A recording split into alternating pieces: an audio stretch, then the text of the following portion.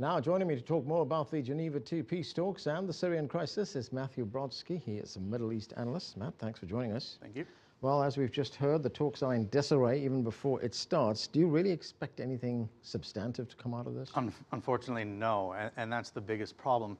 Normally, when you have these type of political conferences, you want to have set goals for both sides. You want to have a minimal agreement about what it is either side is looking to accomplish. None of that exists here. Any of the preconditions that would basically be laid down to see any progress aren't there. If Assad wants to cling to power, which is what he wants to do, and this is what Russia wants as well, and what Iran wants, the United States has a different point of view. I don't see how that's going to be solved in a political conference. Not even things like humanitarian aid corridors? It's just not likely, because what Assad is doing is he's willing to open those, but only in his own areas that he has control over. And it would call for some kind of a ceasefire, right? It would call for a ceasefire, but the United States isn't, as of now, demanding unconditional, limited ceasefires that would help humanitarian aid get to places that are controlled by the opposition. So right now, Assad is taking care of his own cities, his own towns that he's in control of, and the opposition is left to languish.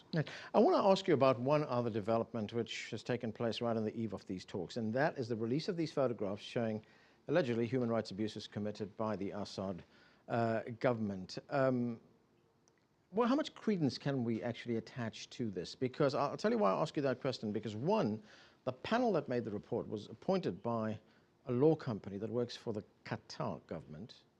Right. And secondly, if we look at the timing of the release of these photographs, coming just 48 hours before talks start, I mean, that could be seen as some kind of a negotiating tactic, put pressure on the Assad government. True, but after this long, it's really who questions the fact that there has been well over 100,000 people killed already.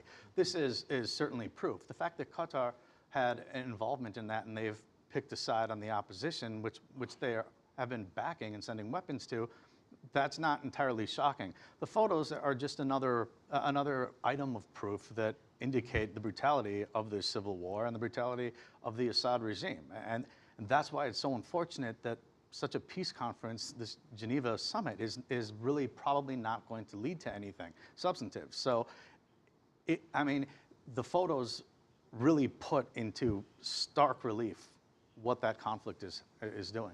Getting back to the conference itself, was it a mistake on the part of the conveners of the conference, the United States being one of them, to put this precondition that what this conference is going to be about is a transitional government? It's going to involve the opposition, it's going to involve the government in Syria, and we're going to try and move it forward on that basis? Or should the case have been, this is open-ended, we're going to talk about everything and anything? Yeah, well, that's the problem, that the United States didn't really have a policy or a goal that it was following. So this dates back to the Geneva 1 June 2012 communique, and it's read differently in Iran and differently in Syria, calling for a transitional group. Well, Assad sees himself as being part of that transitional group, and he would pick whatever other parties. The opposition says that it doesn't want Assad there. The United States has called for Assad to leave, but increasingly, this doesn't seem to be for the United States about regime change anymore, and increasingly seems to be that it's more about arms control. And Assad says it's about controlling terrorism. Exactly, and if this conference ends up being about terrorism and controlling terrorism, it will be a dramatic failure.